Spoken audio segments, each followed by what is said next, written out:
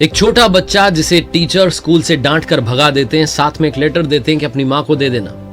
वो बच्चा घर जाता है, माँ को चिट्ठी देता है, माँ वो चिट्ठी पढ़ती हैं, आंखों में आंसू आ जाते हैं, लेकिन बच्चे से कुछ नहीं कहती। बच्चा पूछता है कि लिखा क्या है। माँ कहती है इसमें लिखा है कि आपका बच्चा बहुत होनहार है, होशियार है, ये हमारे स्कूल में पढ़ने लायक नहीं है, इसे तो आप घर पर ही शिक्षा दीजिए, इसे और आगे बढ़ाइए।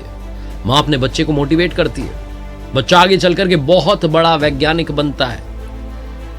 एक दिन वापस अपने पुराने घर में जाता है, माँ की वो संदूक खोलता है जिसमें वो चिट्ठी रखी होती है, उसे पढ़ता है तो रोने लग जाता है, क्योंकि उस चिट्ठी में लिखा था कि आपका बच्चा मंद बुद्धि है, इसे हमारे स्कूल से निकलवा दीजिए, आप इसे जहां ले जाना है ले जाइए, लेकिन हमारे स्कूल में इसके लिए कोई जगह नहीं है। माँ अपने शब्दों से उस बच्चे की जिंदगी बदल देती है। उस बच्चे का नाम है एल्बर्ट आइंस्टाइन, जिनका नाम नोबेल प्राइज के सामने बहुत बड़ा है। अगर आप किसी से कहते हैं कि आप एल्बर्ट आइंस्टाइन हैं, तो उसके लिए नोबेल प्राइज से भी बड़ा सम्मान हो जाता है। एक ऐसा शख्स जिसके मरने के बाद उसकी ब्रेन को रिसर्च के लिए इस्तेमाल किया गया कि भैया आखिर था क्या इस ब्रेन में, जो इतना बुद्धिमान ये व्यक्ति था, आप समझ सकते हो महान कितना व्यक्ति था। तो आइए उस महान शख्सियत के बारे में बात का इंतजार कर रहा है इसी वीडियो में। सबसे पहली और सबसे बड़ी बात जो एल्बर्ट आइंस्टाइन की लाइफ हमें सिखाती है, curiosity is the way of new city. जिज्ञासा ही आपके आने वाले कल का निर्माण करती है। जितने आप क्यूरियस होंगे लाइफ में, उतना आप नया सीखेंगे, और जितना नया सीखेंगे उतना जिंदगी में आगे बढ़ेंगे। एल्बर्ट आइंस्टाइन की लाइफ के बारे में शुरू से बात करते हैं। 14 मार्च 1879 को जर्मनी के उल्म सिटी में उनका जन्म हुआ। जर्मनी में ही वो सिमट के नहीं रह गए, वो पूरी दुनिया में फेमस होते चले गए। दुनिया के सबसे इंटेलिजेंट व्यक्ति का दर्जा उन्हें प्राप्त हुआ। एल्बर्ट आइंस्टाइन, जिनसे जब पूछा गया कि आपने इतनी सारी चीजों के बारे में बात की, इतनी सारी आपने डिस्कवरीज की हैं, तो क्या वो चीज है जिसने आपको आगे बढ़ाया, उन्होंने सिर्फ एक शब्द में आंसर दिया, एक शब्द में उत्तर दिया कि क्यूरियोसिटी। क्यूरियस रहना मेरा जीवन में मुझे यहाँ तक लेकर के आ गया। मैं बहुत सारे सवाल करता था, बहुत सारे सवाल मेरे पास में होते थे, और उनका जवाब खोजने के लिए इतनी सारी डिस्कवरीज करता चला गया। एक छोटा सा बचपन का किस्सा सुनाता हूँ। 4 साल के थे एल्बर्ट आइंस्टाइन, उन्हें सूप दिया गया पीने के लिए। तो जैसे उन्होंने सूप पिया तो उनके मुंह से निकला, सूप बहुत गर्म है। कमाल की बात यह कि इस 4 साल के बच्चे ने तब तक एक शब्द नहीं कहा था, बोले नहीं थे। पेरेंट्स जो थे वो हैरान हो गए कि आज पहली बार इसने इतनी बड़ी लाइन बोल दी, एक साथ इतना कुछ बोल दिया कि सूप बहुत गर्म है। उनसे पूछा कि अब तक तुमने कुछ बोला क्यों नहीं? तो जो बच्चा अब तक नहीं बोला था, वो बहुत ही सिंप्लिसिटी के साथ जवाब देता है। एल्बर्ट आइंस्टाइन ने कहा मम्मी पापा को कि क्योंकि अब तक मुझे इस घर में कोई दिक्कत नहीं हुई थी, इसलिए मैंने कभी कुछ बोला ही नहीं। एल्बर्ट आइंस्टाइन ने आगे चल करके ये बात बहुत स्पष्ट रूप से कही कि क्यूरियोसिटी ही मुझे लाइफ में बहुत आगे लेकर के आई है, और जितना इस दुनिया को खूबसूरत बनाना है, हमें क्यूरियस रहना होगा, जिज्ञासाओं को ही लेकर के आगे बढ़ना होगा, उनके जवाब खोजने की कोशिश करनी होगी। तो एल्बर्ट आइंस्टाइन की लाइफ से सीखिए कि पहले क्यूरियस रहें, फिर उन सवालों के जवाब खोजें और लाइफ में आगे निकल जाए। दूसरी सबसे बड़ी बात जो एल्बर्ट आइंस्टाइन की लाइफ सिखाती है, थिंक डिफरेंट। अगर आप कुछ अलग करना चाहते हैं, बड़ा कुछ अचीव करना चाह रहे हैं, तो थोड़ा अलग सोचना शुरू कीजिए।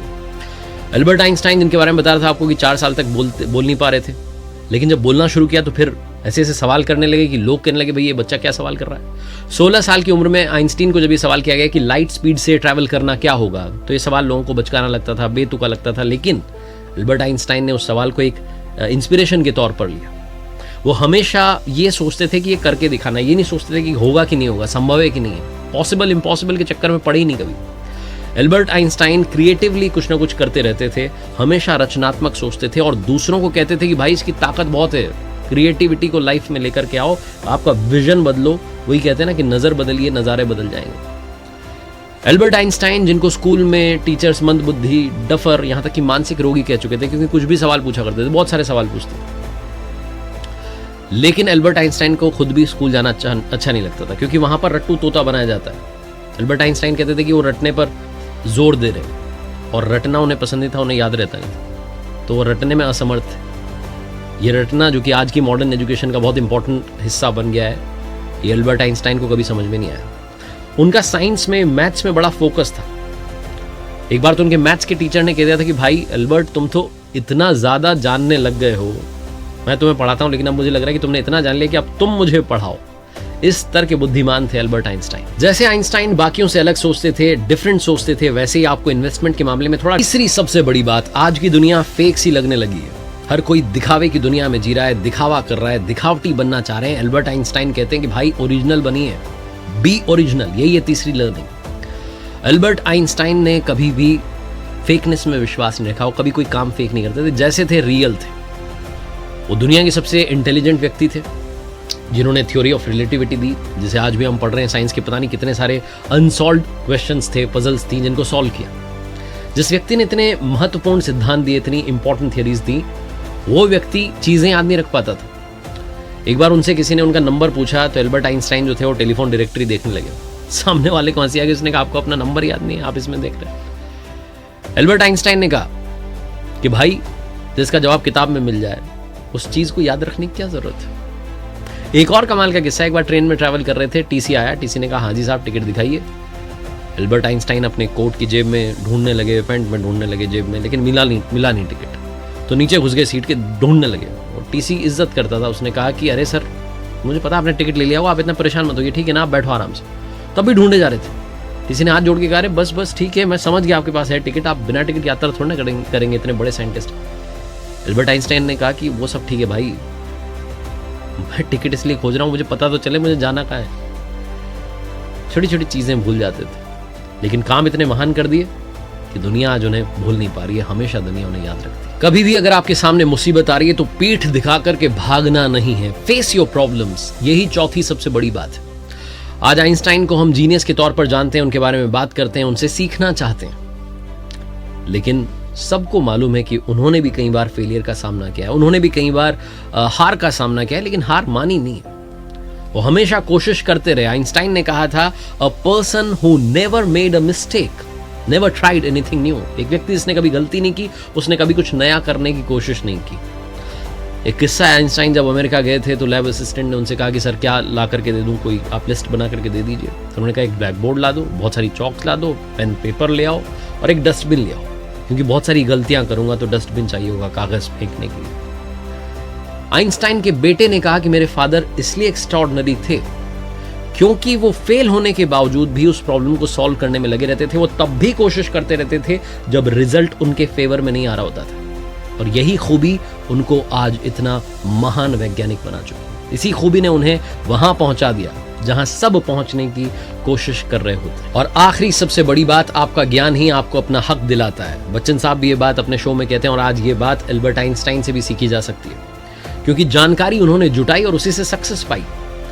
एल्बर्ट आइंस्टाइन चाहते तो स्कूल से ड्रॉप आउट ले सकते थे, छोड़ सकते थे, अपने ही सवालों के जवाब खोजने में लग सकते थे, लेकिन उन्होंने जो अवेलेबल एजुकेशन थी उसको कंप्लीट किया, फिर अपने सवालों के जवाब ढूंढना शुरू किया। जो उनके माइंड में क्रिएटिव इमेजिनेशन चल रही होती थी, क्यूरियोसिटी चल रही होती थी, उसको सॉल्व करने में लग गए, और इसीलिए उन्होंने इतनी सारी थियरीज दी हैं, इतनी सारी खोज के लिए आज उन्हें जाना जाता है। एल्बर्ट आइंस्टाइन इतने बड़े महान वैज्ञानिक बन पाए। आज के जो जीनियस लोगों की डेफिनेशन है कि जीनियस कैसे होने चाहिए, उससे एल्बर्ट आइंस्टाइन कंप्लीटली डिफरेंट थे। वो 10-10 घंटे सोते थे, काम के बीच में झपकियां लेते थे। उनका एक फंडा बड़ा फेमस है कि जब वो आराम कुर्सी पर लेटे होते थे तो अपने हाथ में चम्मच लेकर के ऐसे लेटते थे और नीचे जमीन पर थाली रखते थे, ताकि जैसे ही चम्मच छूटे, थाली पर गिरे, आवाज आए, उनकी नींद टूट जाए और वो दोबारा काम में लग जाए। एक मशहूर किस्सा मुझे याद आता है, जब चार्ली चैपलिन के साथ में वॉक पर एल्बर्ट आइंस्टाइन निकले हुए थे तो लोग इन दोनों को देख करके हाथ हिला रहे थे, हाय हेलो चल रहा था, लोग खुश हो रहे थे कि अरे दो महान लोग साथ में चल रहे। चार्ली चैपलिन ने एल्बर्ट आइंस्टाइन से कहा कि देखो हम दोनों फेमस हैं, तुम इसलिए फेमस हो क्योंकि हर कोई तुम्हें समझ नहीं पाता, और मैं इसलिए प्रसिद्ध हूँ, इसलिए पॉपुलर हूँ क्योंकि हर कोई मुझे समझ पाता है, मुझसे रिलेट कर लेता है। तो दोनों की अपनी अपनी खूबियां थी और दोनों अपने अपने फील्ड में महान थे। और जाते जाते बेहतरीन इंसान के बारे में बेहतरीन बात करनी जरूरी है। एल्बर्ट आइंस्टाइन ग्रेट साइंटिस्ट हुए। उन्हें लोगों की, वक्त की, लोगों की फीलिंग्स की बहुत कद्र थी। एक छोटा सा एग्जांपल है, 1922 का साल था, जापान के टोक्यो में इंपीरियल होटल में रुके हुए थे, लेक्चर देने के लिए एल्बर्ट आइंस्टाइन वहां पहुंचे हुए थे। एक मैसेंजर आता है, डोरबेल बजाता है और इन्हें बताता है कि सर आपने नोबेल प्राइज जीत लिया है। इतनी बड़ी खुशखबरी जब इन्हें सुनने को मिलती है तो ये उसे रिवॉर्ड देना चाहते हैं, कैश देना चाहते हैं, कुछ था नहीं इनके पास में। तो ये क्या करते हैं, इंपीरियल होटल का जो नोट पैड होता है उस पर लिखते हैं और वो नोट जो है उस मैसेंजर को दे देते हैं। जर्मन में उसमें एक सेंटेंस लिखा था इन्होंने कि सक्सेस और उसके साथ आने वाली जो बेचैनी है उसकी बजाय शांत और विनम्र जीवन आपको ज्यादा हैप्पीनेस देगा। और साथ ही लिखते हैं कि जहां चाह वहां राह, और उससे कहते हैं कि संभाल के रखना, आने वाले समय में ये बहुत कीमती नोट होगा। और जो कागज का टुकड़ा था जिस पर यह सेंटेंस लिखा था, बाद में जब उसकी नीलामी हुई तो 2 करोड़ रुपए में उसे खरीदा गया। आप समझ सकते हैं कितने महान थे Albert Einstein. I am sure उनकी लाइफ से आप आज इस वीडियो में बहुत कुछ सीख चुके होंगे और सीख करके जाएंगे और लाइफ में इंप्लीमेंट करेंगे। बस यही आपसे कहना है, ऊपर वाले के आशीर्वाद के साथ, अपनी मेहनत और अपनी फैमिली के प्यार के साथ, अपने लव्ड वंस के प्यार के साथ कर दिखाओ कुछ ऐसा कि दुनिया करना चाहे आपके जैसा। याद रखिए, हर सोमवार सुबह